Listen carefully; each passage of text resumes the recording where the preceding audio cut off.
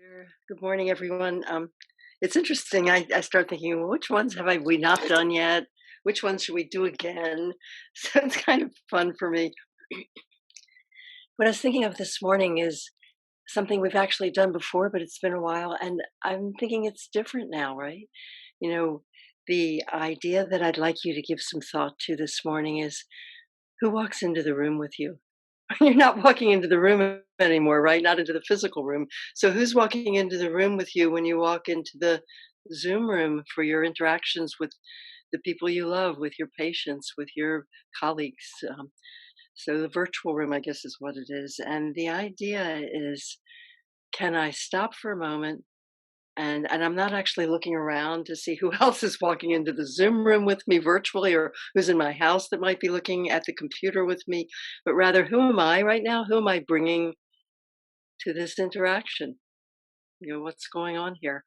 So the practice, which of course you can do live and in person, but now we're doing so much of this by Zoom, is to think for a moment about what's going on for me right now. Oh, by the way, when I walk into this room, am I do I really have to pee? Actually, I don't tell anyone that, right? But I would say clinicians are totally famous for that. There's no time. I'm going to just sit down. And, or maybe I have a migraine, or maybe I was up last night, all night, because I'm worried about a patient, because my baby was crying. Who knows? But if I'm walking into that room sleep deprived, it's a different me than if I'm walking in there and I'm kind of calm and rested. So the idea is not that I can change those things by waving a magic wand. I wish I could. I'll let you know if I ever figure that one out.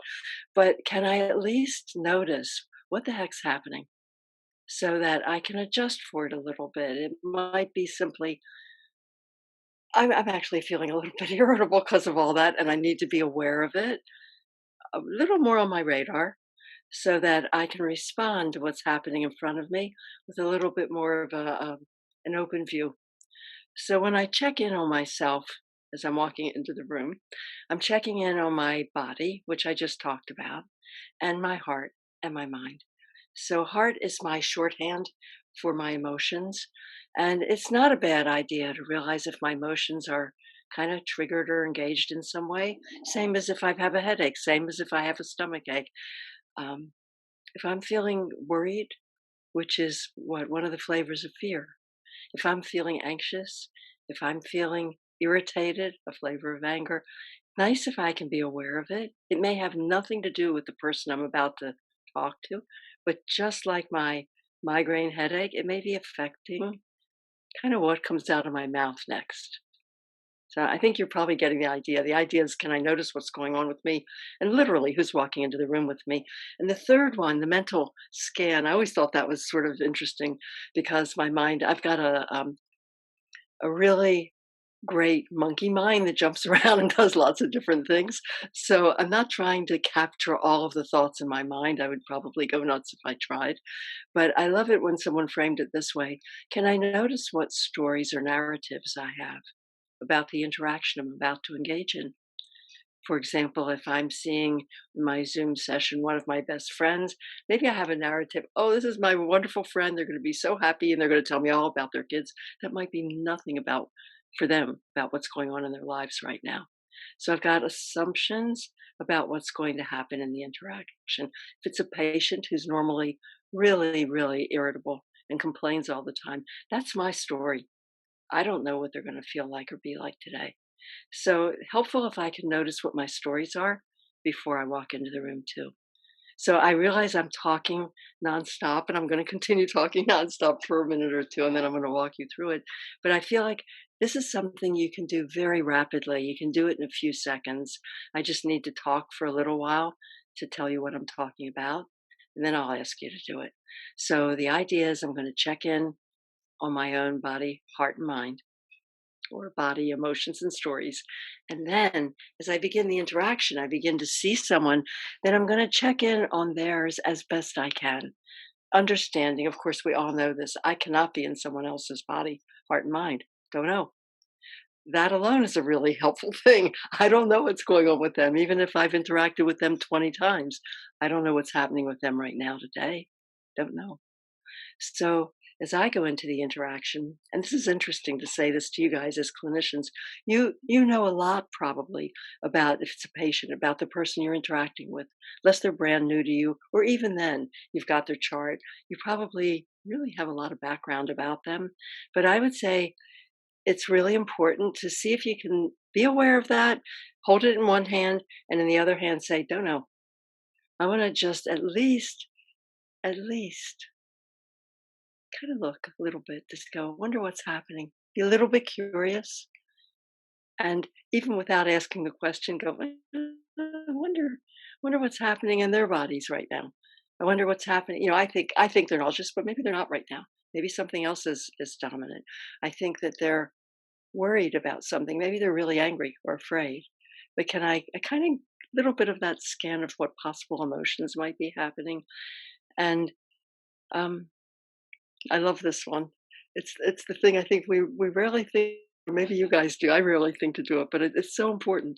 What are their stories about me? What do they think when they look at me? I don't know.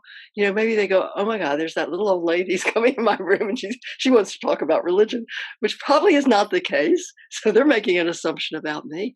Or maybe it's, "Oh, that's my oncologist," or "Oh, they're going to be like this," or "Oh, that's my nurse. They're going to be like this." There are all these assumptions. We all have them, right? I think it's called something like empathy. You know that word? I'm making a joke. We all know that word very well, but.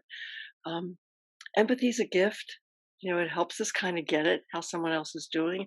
It also can lead us to maybe make assumptions that maybe we do a little better not to make the assumptions quite so fast. So the practice is twofold: checking in with yourself, and then checking in as best you can with the person you're about to talk to. Maybe it's appropriate that you're going to ask them a little. And if you are going to ask them, then I guess my only suggestion would be, as best you can, don't lead the jury. Don't say, "Gosh, it looks like you're feeling angry." 'Cause I realize none of you would do quite that, but in a way, if we sort of tell someone what we think they're feeling before we ask them what's going on for them, um, their minds are gonna go to anger. Just like if you asked me if I was feeling if I had a headache, I'd start, "Headache, do I have one? Yeah, it's kinda hurty." You know, I won't belabor that, but I'll just suggest, try to keep um, your way of exploring what's going on for someone a bit open if you can. So, right now, just to practice for a moment,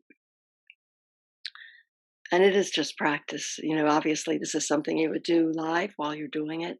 But I would say for a moment, see if you can remember some interaction in the past few days that was perhaps mm, a little bit stressful or a little bit interesting. I'm kind of curious how it went. And just pretend it hasn't happened yet. You're about to go into the room with this person, into the Zoom room or whatever it might be, or if you're at home with one of your family members, into the actual room. But picture your person. Pick one incident, one person. And you're welcome to gently close your eyes if you'd like, or you can allow your gaze to drop, but see if you can do one or the other to kind of screen away the distractions of all of our faces for the moment, and bring that moment to mind and just remember it. Remember how you were feeling before you went into the room, and see if you can perform that quick scan. I want you to see how fast you can do it. Check in. How are you feeling in your body right then when that happened, as best you remember it? How were your emotions at that moment when you walked in the room? And what stories did you walk in with? What were your stories about the person you're about to interact with? And then remember saying hello to them, or however you opened your conversation, your interaction, your encounter. And as you're talking with them, see if you can kind of mentally do a scan, again, with that clinical humility of knowing you're not inside someone else's mind, heart, or body. But as best you can, what do you think was actually going on for them in their bodies right then? I realize this is hindsight. You might know a lot more than you did at the time, but as best you can, what was going on for them at that time in their bodies, in their emotions, and how about in their stories about you? So, reminder: we're not trying to change anyone. We're not trying to change ourselves. It's just opening our awareness of what's going on. So, as one of my friends likes to say, you got a lot more data points than just what's in the chart. And then as you start to interact with someone, you're coming to it from a much more open place. So you're still walking in with all the things you know need to happen clinically, but oh boy, have you got a wider range of possibilities open to you now. So that's the one I wanted to share with you. I hope you enjoy it, try it out, and see what it's like. Maybe you're already doing it and you can just sharpen it a little if you wish. So thanks, everybody. Wish you well with your practice. Thank you, Judy. Thank you so much.